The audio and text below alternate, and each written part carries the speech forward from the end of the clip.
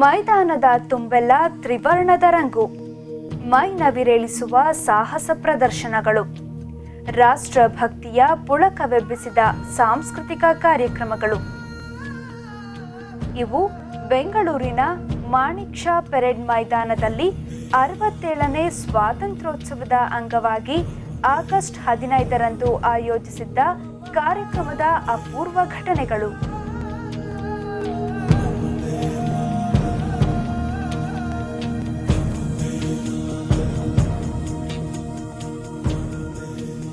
ಗಡಿ ಭದ್ರತಾ ಪಡೆ, ರಾಜ್ಯ ಪೊಲೀಸ್, ವಿದ್ಯಾರ್ಥಿ ತಂಡಗಳ ಚಿತ್ತಾಕರ್ಷಕ ಪಥಸಂಚಲನ ಸ್ವಾತಂತ್ರ್ಯೋತ್ಸವಕ್ಕೆ ಕಳೆ ತಂದಿತ್ತು.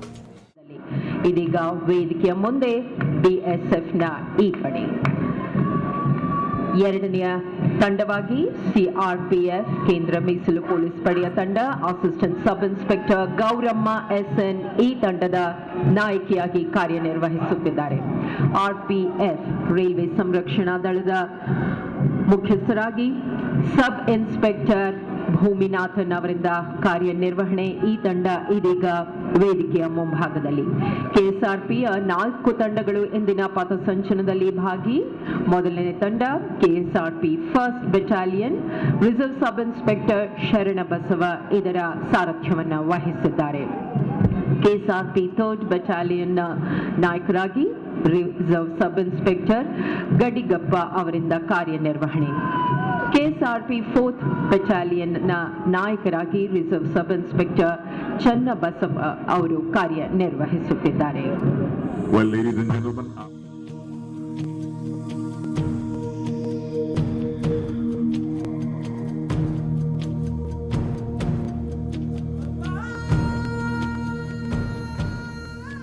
ಮುಖ್ಯಮಂತ್ರಿ ಸಿದ್ದರಾಮಯ್ಯ ಸೇರಿದಂತೆ ಹಲವು ಗಣ್ಯರು ಈ ಸಂಭ್ರಮದ ಕ್ಷಣಕ್ಕೆ ಸಾಕ್ಷಿಯಾದರು.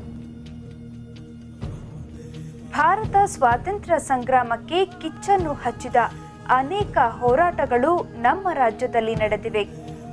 ಶಿವಪುರ ಧ್ವಜ ಹೋರಾಟ, ಕ್ವಿಟ್ ಇಂಡಿಯಾ ಚಳವಳಿ, ವಿದುರಾಶ್ವತ್ಥ ಧ್ವಜ ಹೋರಾಟಗಳು ಪ್ರಮುಖ. ಕರ್ನಾಟಕ ಜಲಿಯನ್ ವಾಲಾಬಾಗ್ ಎಂದರೆ ವಿಧುರಾಶ್ವತ್ಥ ನೆನಪಿಗೆ ಬರುತ್ತೆ. 1938ರ ಏಪ್ರಿಲ್ 25ರಂದು ನಡೆದ ಧ್ವಜ ಸತ್ಯಾಗ್ರಹದಲ್ಲಿ ಹಲವರು ಪ್ರಾಣಾರ್ಪಣೆ ಮಾಡಿದರು.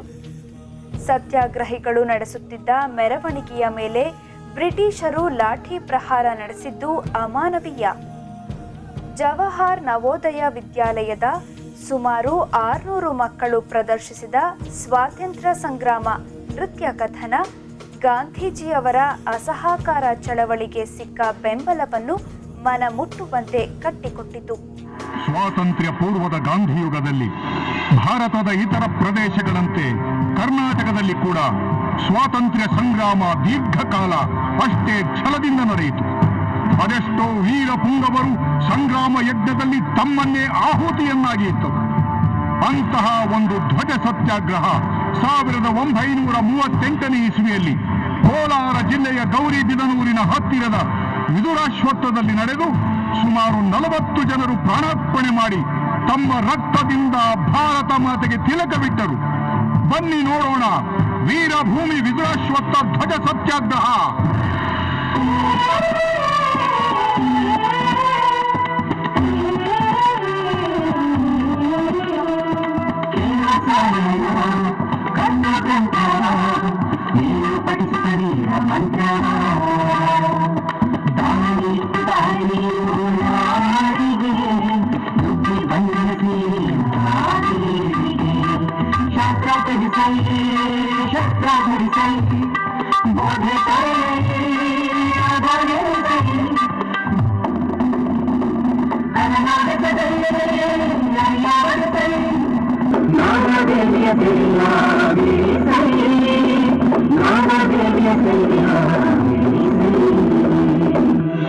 ಮೈಸೂರು ಕಾಂಗ್ರೆಸ್ಸಿನ ಮೊಟ್ಟ ಮೊದಲ ಬಹಿರಂಗ ಅಧಿವೇಶನ ಮಂಡ್ಯ ಜಿಲ್ಲೆಯ ಮತ್ತೂರಿನ ಹತ್ತಿರದ ಶಿವಪುರದಲ್ಲಿ 1938ರ ಏಪ್ರಿಲ್ನಲ್ಲಿ ನಡೆಯಿತು.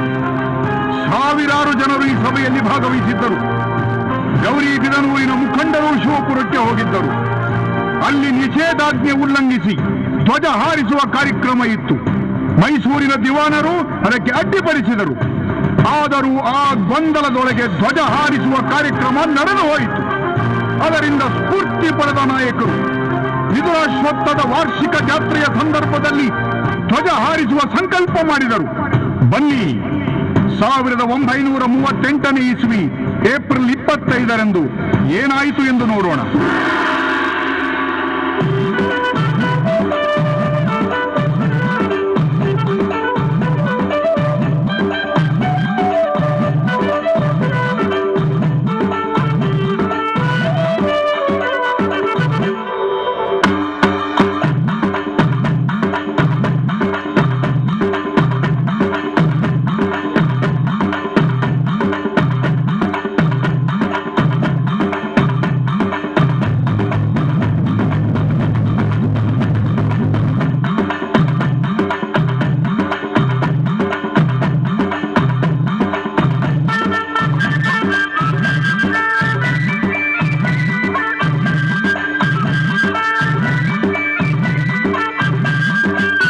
ವಿದುರಾಶ್ವತ್ಥದಲ್ಲಿ ಭಾರಿ ಜನಸಮೂಹ ಸೇರಿದೆ.